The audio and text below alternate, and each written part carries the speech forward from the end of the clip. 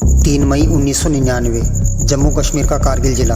एक भारतीय चरवाहे ने एलसी के पास ऊंचाई पर बनी भारतीय चौकियों में कुछ पाकिस्तानी घुसपैठियों को देखा और ये इन्फॉर्मेशन फौरन इंडियन आर्मी को दी।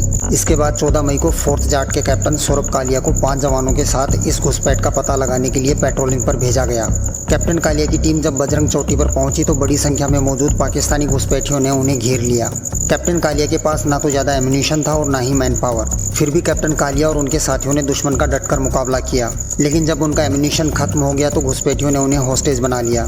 दरअसल ये घुसपैठिए पाकिस्तान आर्मी के सोल्जर थे जो कि मुजाहिदीन बनकर भारतीय चौकियों पर कब्जा किए हुए थे और इंडियन आर्मी इस बात से बिल्कुल अनजान थी। दोस्तों, उस वक्त का ये बहुत बड़ा इंटेलिजेंस फेलियर था। इधर कैप्टन कालिया और उनकी पार्टी की जब कोई खोज खबर नहीं मिली तो कैप्टन अमित भारद्वाज को 30 जवानों की एक पार्टी के साथ उनकी तलाश में भेजा गया।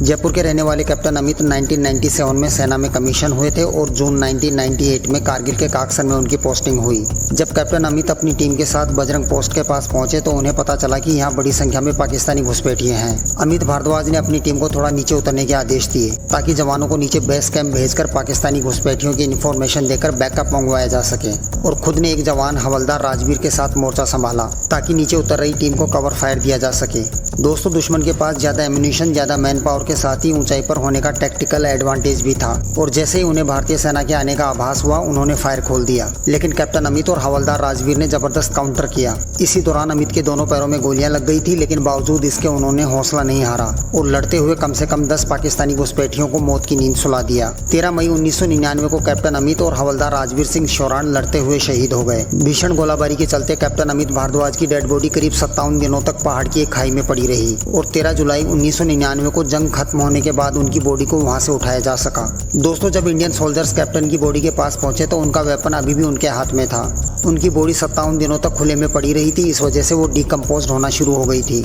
ऐसे में उनके कॉफिन को घर ले जाने के बाद भी नहीं खोला गया और बंद कॉफिन में ही सभी धार्मिक क्रियाएं निपटाई गई। दोस्तों, सबसे बड़ी कसक ये थी कि कैप्टन अमित के माँ बाप अपने बच्चे का आखिरी बार चेहरा तक नहीं देख पाए। कैप्टन अमित 17 मई 1999 को शहीद हुए थे और उनकी अपनी माँ से आखिरी बात 8 मई को हुई थी। उनकी माँ बताती है कि मैंने अमित से कहा था कि लेह में बहुत अच्छी चीजें मिलती हैं और उसने कहा था ठीक है माँ, मैं जब आऊँगा तो जरूर लेकर आऊँगा।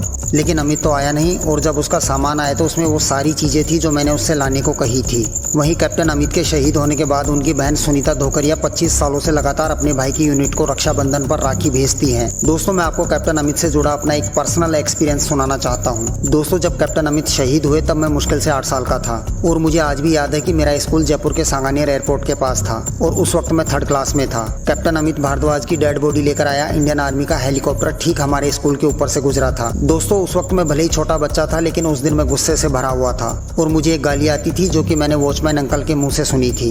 तब मुझे उस गाली का मतलब तो नहीं पता था, लेकिन मैं स्कूल से घर तक पूरे रास्ते पाकिस्तान को वही गाली देता आया था और मुझे आपसे ये बताते हुए गर्व महसूस हो रहा है कि मैंने और कैप्टन अमित ने एक ही कॉलेज से ग्रेजुएशन किया है और उस कॉलेज का नाम है राजस्थान कॉलेज। दोस्तों, मैं जाते जाते कहना चाहता हूँ कि शहीदों की चिताओं पर लगेंगे हर बरस मेले, वतन पर मरने वालों का यही बाकी निशान होगा। जय हिंद, जय भारत।